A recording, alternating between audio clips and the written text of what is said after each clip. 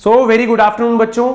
Last lecture में मैंने आपको कराया वर्क काइनेटिक एनर्जी थ्योरम, और वर्क काइनेटिक एनर्जी थ्योरम के बाद में आज मैं आपको potential energy, conservation of mechanical energy और स्प्रिंग प्रॉब्लम्स के लगभग 15 सवाल कराने वाला हूं।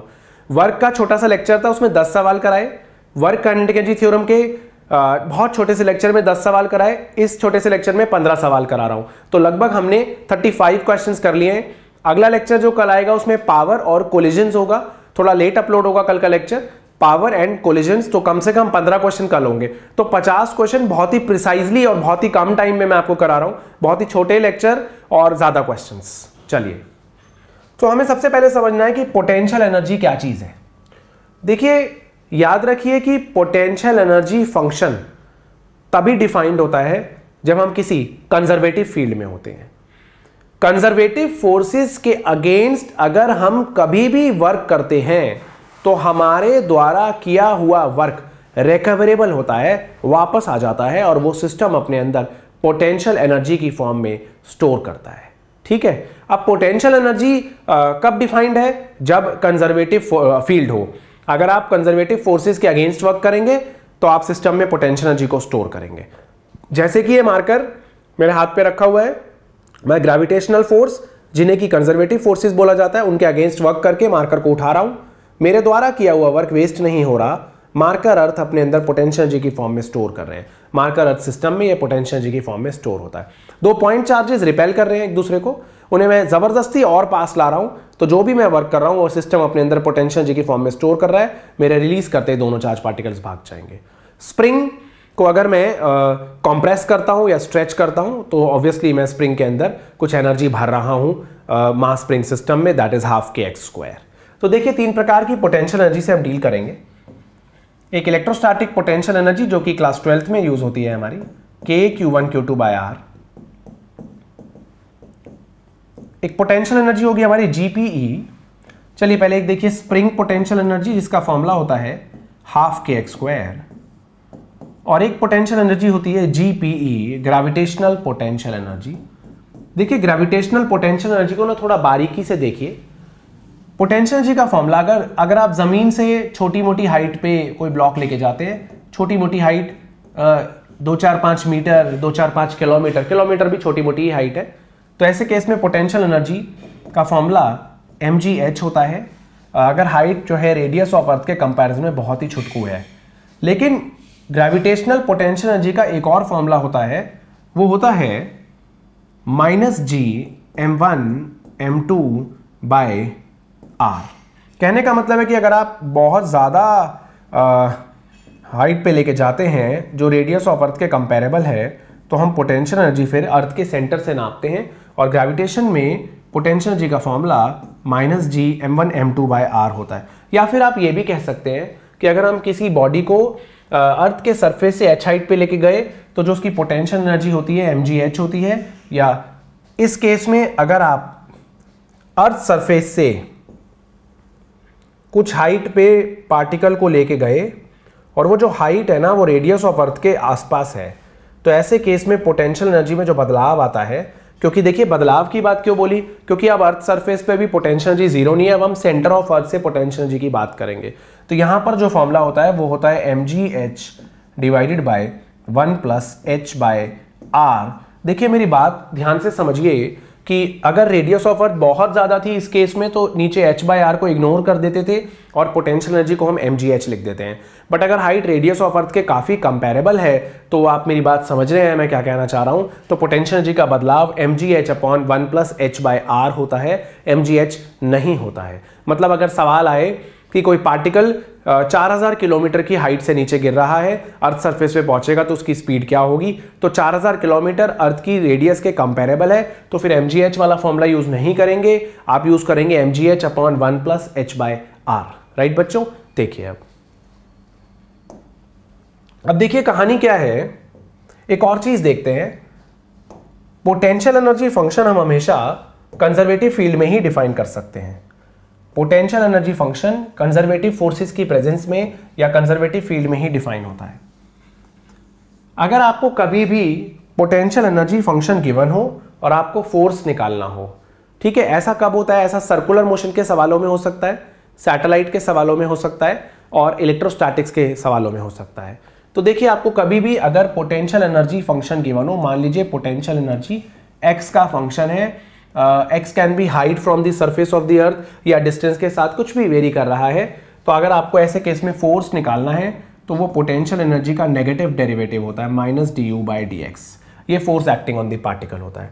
ठीक है, अगर आपको पूछा जाए कभी कभी कि इक्विलिब्रियम कब है, पोटेंशियल एनर्जी फंक्शन देके पूछें कि बताइए आपको क्या लग रहा है कि बॉडी कब इक्विलिब्रियम में आएगी और कैसा इक्विलिब्रियम होगा, तो देखिए ऐसे केस में हम क्या करते हैं, फॉर इक्विलिब्रियम के लिए हम फोर्स को जीरो कर देते हैं। फोर्स जीरो का मतलब पोटेंशियल एनर्जी का डेरिवेटिव जीरो। अब पोटेंशियल एनर्जी का डेरिवेटिव जीरो करने पे x की मान लीजिए कुछ वैल्यूज आती है, x1 x2 और x3, एक भी आ सकती है, दो भी आ सकती है, तीन भी आ सकती हैं। फिर हम क्या करते हैं, हम इसका सेकंड डेरिवेटिव निकालते हैं।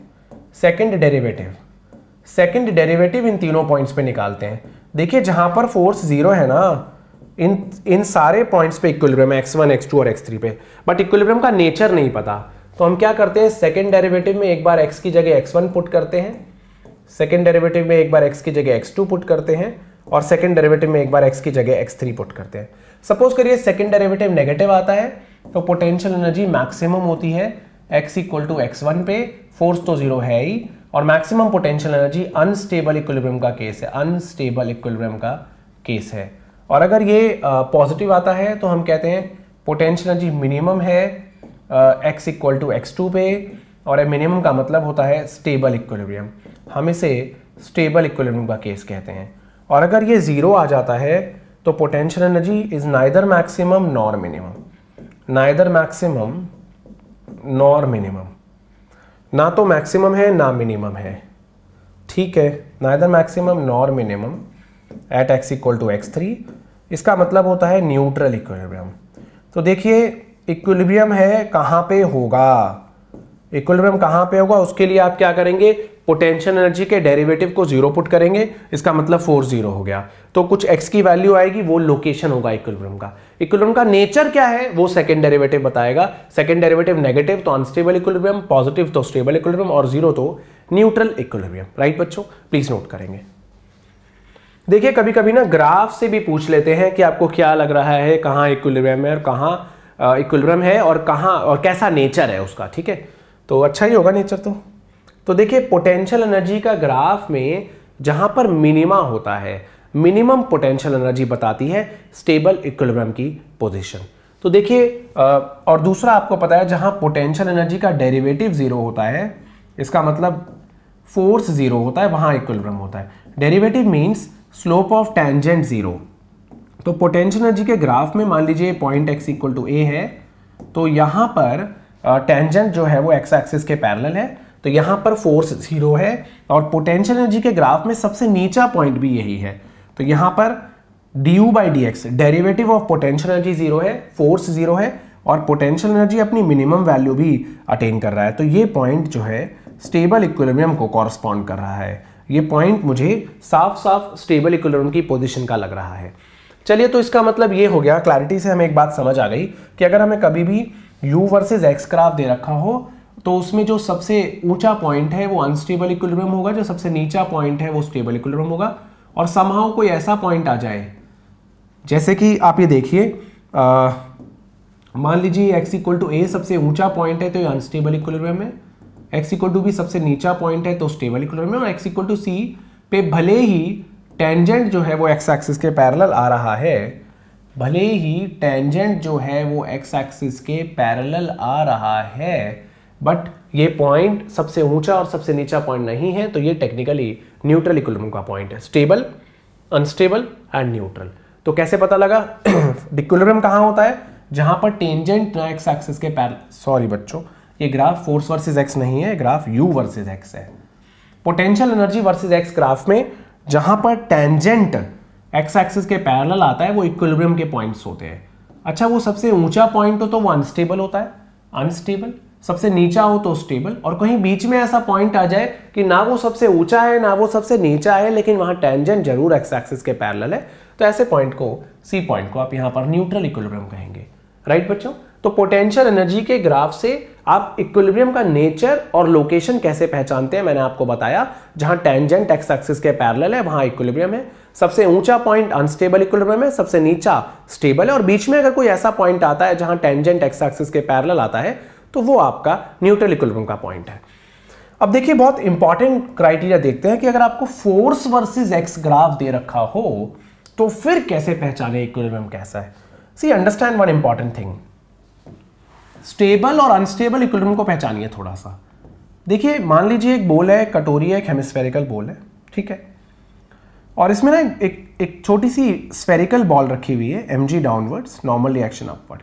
ये बॉल जाहिर सी बात है कि इक्विलिब्रियम में है, बिल्कुल है। अब अगर आप इस बॉल को इसकी जगह से थोड़ा सा डिस्प्लेस करेंगे तो ये बॉल आगे जाएगी और वापस जरूर आएगी, अपनी इक्विलिब्रियम पोजीशन पे फिर से वापस आती है। तो ऐसी पोजीशन को हम स्टेबल इक्विलिब्रियम कहते हैं, क्योंकि ये मिनिमम पोटेंशियल एनर्जी स्टेट है, और अगर आप यहां से बॉडी को थोड़ा बहुत इधर उधर लेके जाएंगे तो बॉडी तुरंत वापस आती है।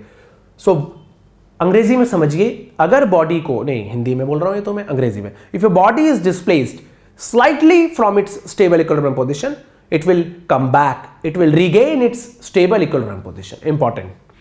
Unstable में क्या होता है, उल्टी कटोरी पे बॉल रखी हुई है, mg downward, normal reaction upward. अब अगर आपने अनस्टेबल इक्विलिब्रियम पोजीशन से बॉडी को हिलाया तो वापस नहीं आएगी। तो ये जो पोजीशन है आपकी वो है अनस्टेबल इक्विलिब्रियम की पोजीशन, ये अनस्टेबल इक्विलिब्रियम पोजीशन है। आई होप आप समझ पा रहे हैं मैं क्या बोलना चाह रहा हूं, राइट बच्चों।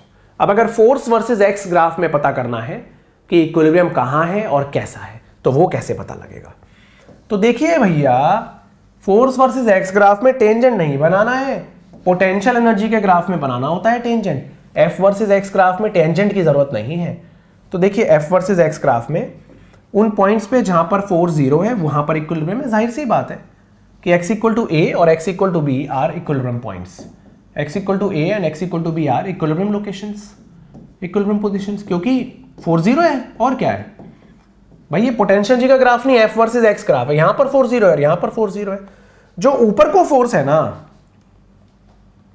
तो आप समझ के चलिए, जो ये वाला फोर्स है ये है पॉजिटिव, ऊपर को positive force is directed towards right, हम मान के चलते हैं ये जो फोर्स है ये पॉजिटिव है और ये फोर्स टुवर्ड्स राइट डायरेक्टेड है, दिस इज आवर असम्पशन।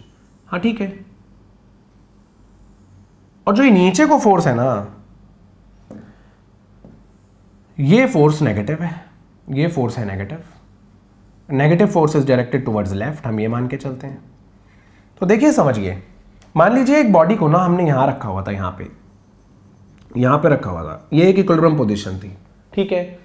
अगर स्टेबल इक्विलिब्रियम पोजीशन से इसको हटा के कहीं और रखेंगे तो वापस आएगा, और अनस्टेबल से हटाएंगे तो भाग जाएगा, वापस नहीं आएगा। हमने देखा कटोरी के ऊपर बॉल रख के, कटोरी के अंदर बॉल रख के। मान लीजिए इसको मैंने पार्टिकल को उठा के यहां रख दिया, उठा के मैंने यहां रख दिया, ठीक है। अब यहां पर जो फोर्स है वो किधर डायरेक्टेड है, वो तो टुवर्ड्स राइट ही डायरेक्टेड है। तो बॉडी को आप यहां रखेंगे तो वो भाग जाएगी आगे, ठीक है। चलिए एक और तरीके से देखते हैं। अगर इस बॉडी को उठा के मैंने मान लीजिए यहां रख दिया, यहां पे कहीं भी मान लीजिए यहां रख दिया, मैंने उठा के रखा है, तो यहां पर फोर्स क्या है, नीचे को है, नेगेटिव है, और नेगेटिव फोर्स लेफ्ट की तरफ डायरेक्टेड है। तो देखिए मैंने बॉल को यहां रखा, पॉजिटिव फोर्स उसे राइट में ले गया। जब मैंने बॉल को उठा के यहां रखा तो नेगेटिव फोर्स उसे लेफ्ट में ले गया। तो इसका मतलब अगर मैंने बॉडी को इक्विलिब्रियम पोजीशन से डिस्प्लेस किया है तो बॉडी वापस नहीं आई, रादर भाग गई। तो ऐसा तो अनस्टेबल में ही होता है ना, ऐसा तो अनस्टेबल में ही होता है, तो ये अनस्टेबल है। अगला केस देखते हैं। मान लीजिए आपने एक बॉडी को यहां रखा हुआ था इक्विलिब्रियम पोजीशन पे, और उसे उठा के यहां रख दिया, फिर आपने उठा के यहां रख दिया, आपने उठाया। अब यहां पर फोर्स क्या है, पॉजिटिव है। अब पॉजिटिव फोर्स किधर डायरेक्टेड है, टुवर्ड्स राइट डायरेक्टेड है। तो ये बॉडी को जैसे ही आप इधर रखेंगे वापस भागेगी। तो ऐसा केस कब होता है, ऐसा तब होता है जब स्टेबल इक्विलिब्रियम हो। तो इंपॉर्टेंट बात है, देखिए एफ वर्सेस एक्स ग्राफ से स्टेबल इक्विलिब्रियम अनस्टेबल इक्विलिब्रियम का पता लगाना काफ़ी इंपॉर्टेंट चीज़ है। सिंपल, आपको पेन लगाने की जरूरत नहीं है, आप सिंपली देख सकते हैं। तो बस एक सिंपल लॉजिकल एक्सप्लेनेशन था विदाउट मैथ्स। चलिए अब देखिए एक सवाल है हमारे पास। चलिए ये वाला पहले करते हैं। क्वेश्चन नंबर 4 थोड़ा नकली और आसान है। पोटेंशियल एनर्जी फंक्शन दे रखा है, आपको बताना इक्विलिब्रियम कहाँ होगा और कैसा होगा। तो उसके लिए ना हमने रूल सीखा है। सबसे पहले आप आंखें बंद करके पोटेंशियल एनर्जी को डिफरेंशिएट कर दीजिए, 2x - 2। फिर आप पोटेंशियल एनर्जी के डेरिवेटिव को 0 पुट कर दीजिए, अगला स्टेप। तो x की वैल्यू आ गई 1। x = 1 पे इक्विलिब्रियम है I am very sure, damn sure about it, x equal to 1 पे इक्विलिब्रियम है। अब वो इक्विलिब्रियम कैसा है, स्टेबल, अनस्टेबल या neutral, we don't know that. तो उसके लिए हम क्या करते हैं, उसके लिए हम सेकंड डेरिवेटिव निकालते हैं पोटेंशियल एनर्जी का। देखिए पोटेंशियल एनर्जी का सेकंड डेरिवेटिव आया 2 जो कि पॉजिटिव आया, तो यानी potential energy is minimum at x equal to 1। ये जो पॉइंट था वो इक्विलिब्रियम पॉइंट था, और सेकंड डेरिवेटिव अगर पॉजिटिव आता है तो पोटेंशियल एनर्जी मिनिमम है, और मिनिमम पोटेंशियल एनर्जी का मतलब है स्टेबल इक्विलिब्रियम, तो x इक्वल टू 1 पे स्टेबल इक्विलिब्रियम आएगा। देखिए मैं एक बार आपको बताता हूं, थोड़ा क्विक एक्सप्लेनेशन था ये। आपको जब भी पोटेंशियल एनर्जी फंक्शन दे रखा है आप उसे डिफरेंशिएट कर दीजिए, उसे 0 पुट करिए, x की 1, 2 या 3 वैल्यूज आपको प्राप्त होने वाली हैं। अब वो तीनों वैल्यूज जो हैं वो पता नहीं कौन से इक्विलिब्रियम को कॉरस्पॉन्ड करती है, बट वो इक्विलिब्रियम पोजीशन जरूर है। सेकंड डेरिवेटिव निकालिए पोटेंशियल एनर्जी का, अगर वो पॉजिटिव आ जाता है किसी एक पर्टिकुलर पॉइंट पे, तो उस पॉइंट पे पोटेंशियल एनर्जी मिनिमम होगी और वो स्टेबल इक्विलिब्रियम का पॉइंट होगा, राइट। सिमिलरली नेगेटिव और 0 के लिए आप जानते हैं। चलिए फिर आगे बढ़ते हैं, नेक्स्ट सवाल देखते हैं। देखिए इंपॉर्टेंट क्वेश्चन है, मेंस में आया हुआ है सवाल। इस सवाल को देखते हैं, क्वेश्चन नंबर 3। तो आपको ना पोटेंशियल एनर्जी दे रखी है, एक पार्टिकल का मास दे रखा है, ठीक है, कभी ना कभी तो काम आएगा, मास 1 kg है, और पोटेंशियल एनर्जी का फंक्शन दे रखा है। हाँ, ये पोटेंशियल एनर्जी फंक्शन है। तो आपसे कह रहे हैं टोटल मैकेनिकल एनर्जी 2 जूल है, तो मैक्सिमम स्पीड क्या हो सकती है। तो देखिए एक बात समझिए, अगर आप काइनेटिक एनर्जी की मैक्सिमम वैल्यू लेते हैं तो आपको पोटेंशियल एनर्जी की मिनिमम वैल्यू लेनी पड़ेगी, और ये मिला के मैकेनिकल एनर्जी के बराबर होगी 2 जूल। अब आपको हाफ mv मैक्स का स्क्वायर, हाफ मास 1 kg है, v मैक्स आपसे पूछा है। अब पोटेंशियल एनर्जी की मिनिमम वैल्यू आपको चाहिए। अगर आप पोटेंशियल एनर्जी की मिनिमम वैल्यू समहाउ निकाल लेंगे तो बस फिर v मैक्स स्क्वायर अपने आप निकल आएगा, v मैक्स अपने आप निकल आएगा। तो मिनिमम वैल्यू के लिए आपको मैथ्स लगानी पड़ती है। मैक्सिमा मिनिमा का कॉन्सेप्ट क्या कहता है, किसी भी एक्सप्रेशन की मैक्सिमम या मिनिमम वैल्यू निकालनी है तो फिर किसी भी एक्सप्रेशन की मैक्सिमम या मिनिमम वैल्यू निकालनी है तो फिर डिफरेंशिएट करके 0 पुट करिए। सेकंड डेरिवेटिव पॉजिटिव तो मिनिमा, नेगेटिव तो मैक्सिमा, है ना। तो देखिए हम क्या करेंगे, यहाँ पर हम पोटेंशियल एनर्जी को यहाँ डिफरेंशिएट करेंगे। ये पोटेंशियल एनर्जी को हमने डिफरेंशिएट किया, and what we got 4x³ by 4 minus 2x by 2, तो ये आ गया x³ माइनस x कॉमन लीजिए, x² माइनस 1 या x into x minus 1 into x plus 1, ये पोटेंशियल एनर्जी का डेरिवेटिव आया। ओहो बहुत सारी वैल्यूज आ रही हैं। तो चलिए यहाँ पर सेकंड डेरिवेटिव फर्स्ट डेरिवेटिव को 0 पुट करते हैं मैक्सिमा मिनिमा के लिए। तो x की एक वैल्यू 0 आएगी, एक 1 आएगी और एक -1 आएगी। अब इन तीनों वैल्यू में से किस वैल्यू पे मैक्सिमम पोटेंशियल एनर्जी है, किस पे मिनिमम है, हमें नहीं पता लगेगा। अब कैसे पता लगाना है वो हमें सेकंड डेरिवेटिव से पता लगाना है। तो सेकंड डेरिवेटिव करिए पोटेंशियल एनर्जी का, और वो क्या आ रहा है, देखिए पोटेंशियल एनर्जी का सेकंड डेरिवेटिव आ रहा है 3x² माइनस 1। अब अगर हम x को 0 पुट करते हैं, तो पोटेंशियल एनर्जी आते हैं, सेकंड डेरिवेटिव नेगेटिव आता है, बट हमें सेकंड डेरिवेटिव अगर नेगेटिव आएगा तो पोटेंशियल एनर्जी तो मैक्सिमम हो जाएगी, हमें तो मिनिमम चाहिए। x को 1 या -1 पुट करते हैं तो सेकंड डेरिवेटिव पॉजिटिव आएगा, तो हमारा काम हो गया। अगर हम x को मान लीजिए 1 या -1 कुछ भी पुट करें, फर्क नहीं पड़ रहा है यहाँ पर, तो ये आ रहा है 3 - 1 यानी 2, यानी सेकंड डेरिवेटिव पॉजिटिव आता है। सेकंड डेरिवेटिव पॉजिटिव आने पे पोटेंशियल एनर्जी मिनिमम होती है और स्टेबल इक्विलिब्रियम की भी पोजीशन होती है, ठीक है। तो यहाँ पर x इक्वल टू 1 पे पोटेंशियल एनर्जी मिनिमम है फॉर श्योर। तो पोटेंशियल एनर्जी मिनिमम है x इक्वल टू 1 पे, तो पोटेंशियल एनर्जी की मिनिमम वैल्यू होगी क्या, आप निकाल लीजिए। ये आ गया v मैक्स का स्क्वायर बाय 2। पोटेंशियल एनर्जी कब मिनिमम है, x इक्वल टू 1 पे। x इक्वल टू 1 पे पोटेंशियल एनर्जी मिनिमम है, ±1 पे एक ही बात है।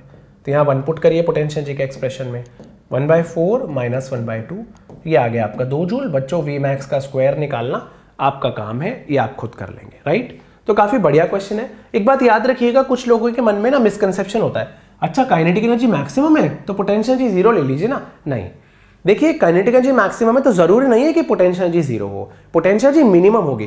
भाई आप मान लीजिए एक बॉल जो है ऐसे ऑसिलेट कर रही है कटोरी में, अब आप जानते हैं कि यहाँ पोटेंशियल एनर्जी मैक्सिमम है और यहाँ पोटेंशियल एनर्जी मिनिमम है, 0 नहीं है, क्योंकि डिपेंड करता है आपने रेफरेंस अगर यहाँ से लिया है तो पोटेंशियल एनर्जी 0 है, या चलिए जो भी है ना, या काफ़ी कम है 0 मान लीजिए, चलिए, है ना।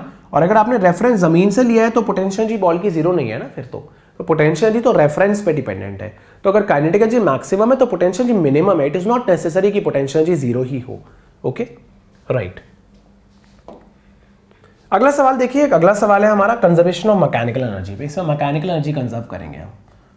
कंजर्वेशन ऑफ मैकेनिकल एनर्जी पे है।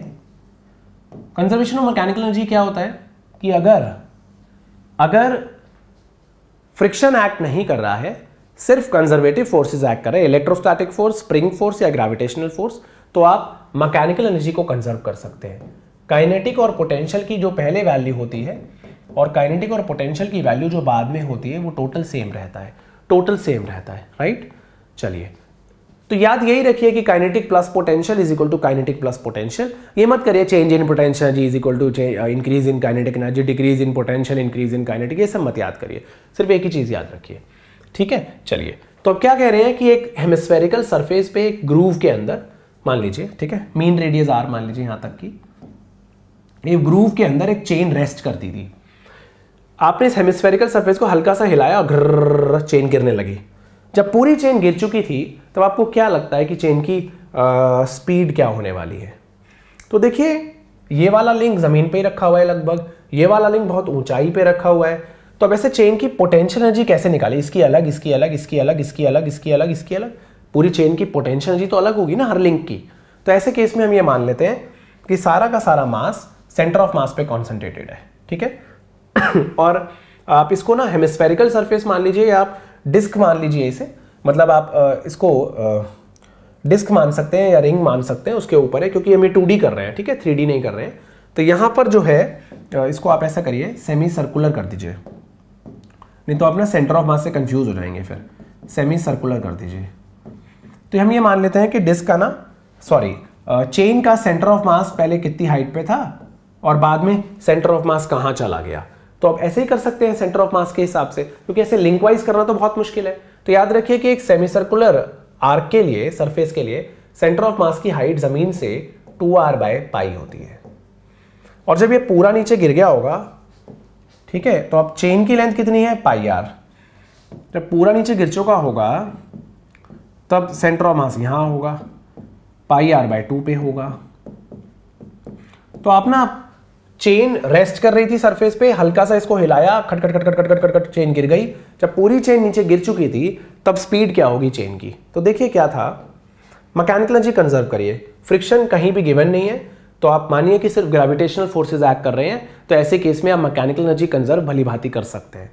तो देखिए, इनिशियली काइनेटिक एनर्जी जीरो है, पोटेंशियल एनर्जी कितनी है? Mass of the chain what ever it is g, और हाइट सेंटर ऑफ मास के ले लीजिए, पूरे चेन का मास सेंटर पे कॉन्सेंट्रेट कर दीजिए, 2r/π। सेंटर मतलब सेंटर ऑफ मास पे, ये 2r/π होता है। काइनेटिक एनर्जी बाद में आपको निकालनी है, इसको आप 12mv² ले लीजिए। और पोटेंशियल एनर्जी क्या लेंगे आप? देखिए, रेफरेंस आपने यहां से लिया है ना, ये जमीन है ना, तो यहां पर नेगेटिव लेनी पड़ेगी आपको हाइट, तो प्लस mg इंटू हाइट आप -πr/2 ले लीजिए बच्चों, क्योंकि जमीन ये है तो ये वाली हाइट पॉजिटिव, तो ये वाली height negative. Centre of mass यहां से यहां चला गया है, टेक्निकली कितनी हाइट नीचे चला गया है। आई होप आप समझ पाए हैं। तो सेमी सर्कुलर आर्क का centre of mass 2r/π height पे होता है। और प्रॉब्लम यह है कि सेंटर ऑफ मास का कॉन्सेप्ट ये इसलिए लेना पड़ा क्योंकि हर एक लिंक जो है एक अलग हाइट पे था। आई होप अब आप कर सकते हैं। चलिए, मैकेनिकल एनर्जी कंजर्वेशन में कुछ और सवाल करते हैं। A body moves from A to B और ए पॉइंट पे उसकी काइनेटिक और पोटेंशियल दे रखी है, तो समझते हैं, मान लीजिए ए पॉइंट है, उस पर काइनेटिक 20 जूल है और पोटेंशियल जो है वो है 50 जूल। ऐसे फ्री फॉल का समझते हैं एग्जांपल, क्योंकि कंजर्वेटिव फोर्स तो फ्री फॉल को भी एक्सप्लेन करेंगे ना इजीली। चलिए, ग्रेविटेशनल फोर्स। अब ए पॉइंट से एक बॉडी मान लीजिए बी पॉइंट तक आई, यहाँ सही लिया है हमने एग्जांपल। इन्होंने बोला है एक बॉडी ए से बी गई, और तो काइनेटिक तो बढ़ जाएगी बी पे 40 जूल और पोटेंशियल 30 जूल। ए से बी गया है, ठीक है।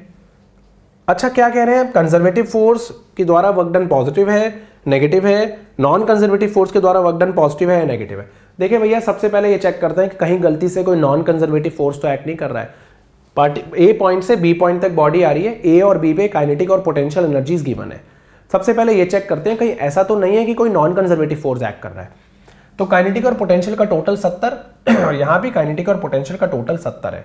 तो अगर काइनेटिक और पोटेंशियल का टोटल 70 है यानी मैकेनिकल एनर्जी कंजर्व्ड है, तो इसका मतलब सिर्फ कंजर्वेटिव फोर्सेज एक्ट कर रहे हैं, तो इसको तो आप उड़ा दीजिए, नॉन कंजर्वेटिव फोर्स की तो कहानी भूल जाइए।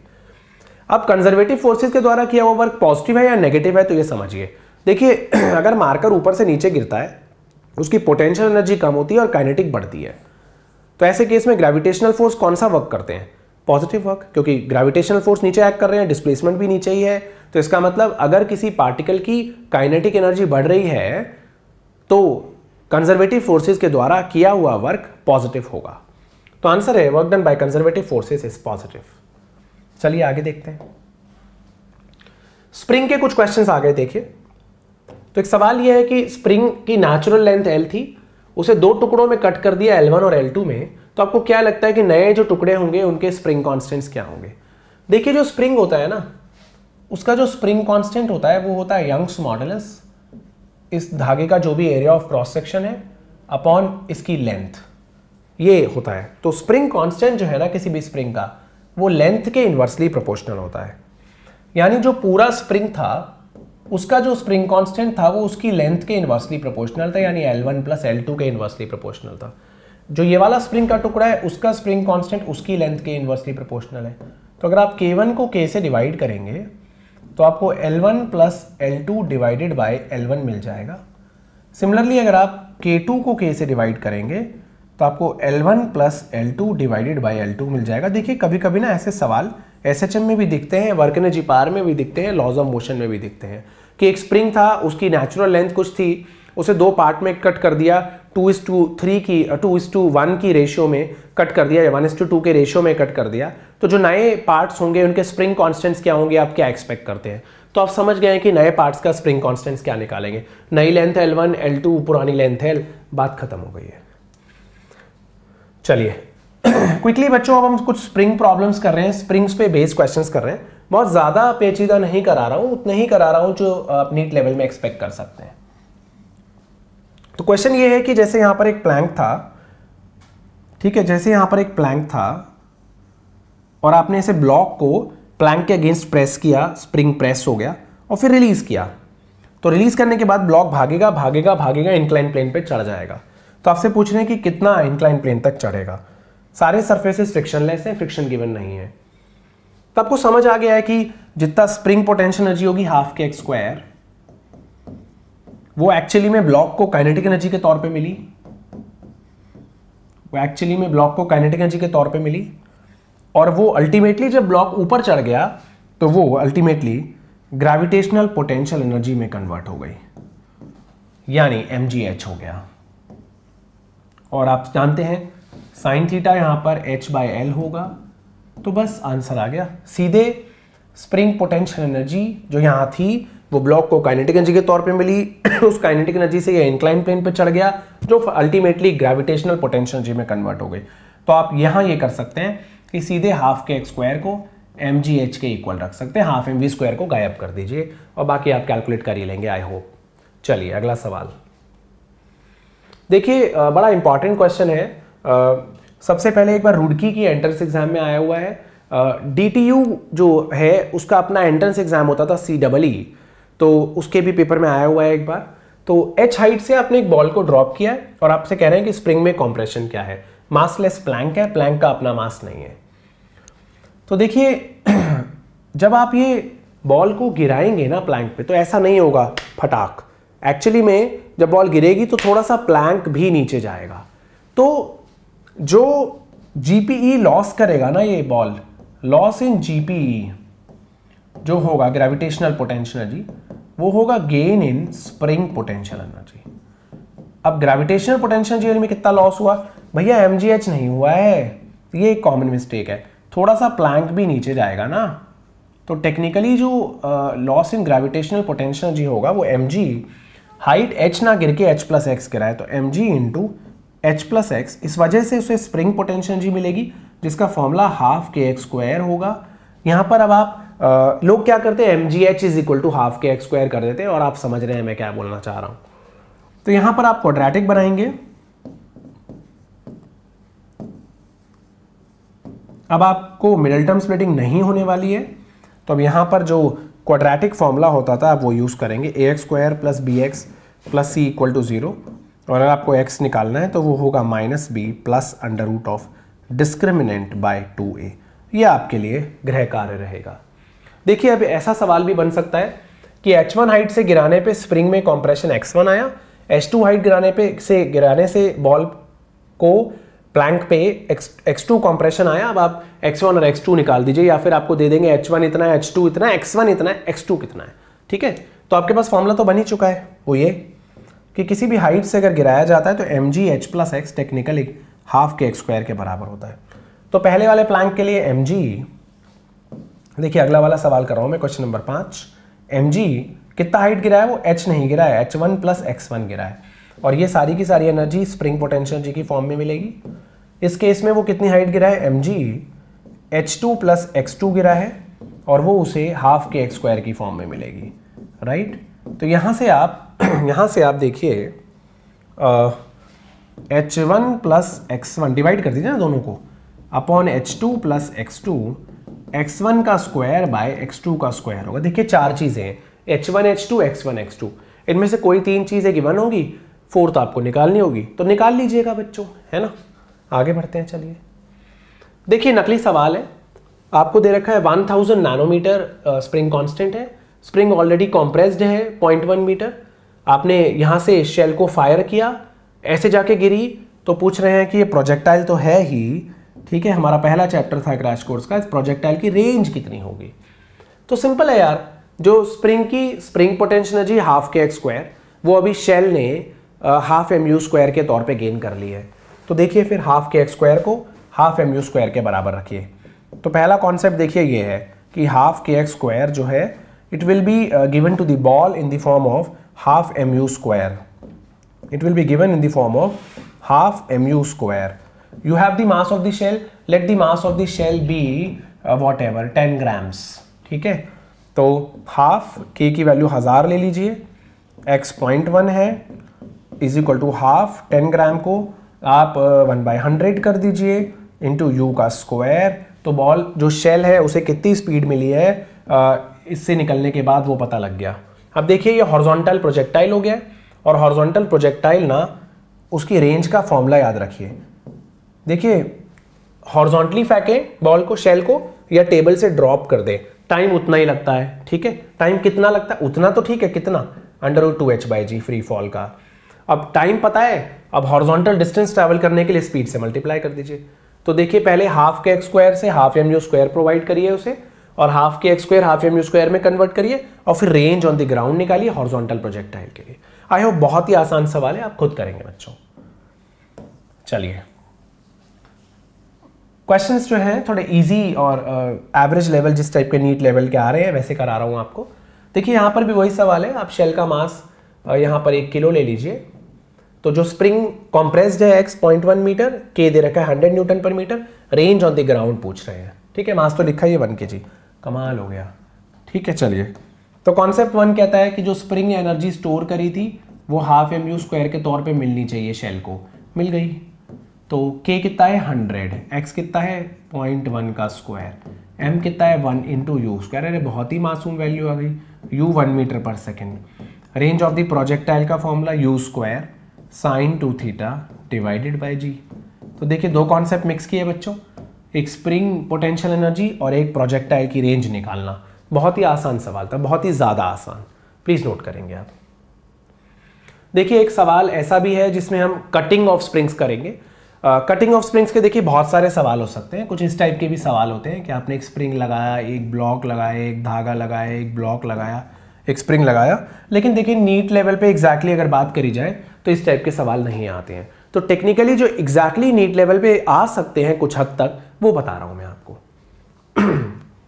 सवाल ये है कि आपने इस धागे को, ये धागा और स्प्रिंग का स्प्रिंग कांस्टेंट आप k मान लीजिए, आपने इस धागे को काटा। जैसे आपने इस धागे को काटा तो ब्लॉक A का एक्सेलरेशन क्या होने वाला है, ऊपर की तरफ।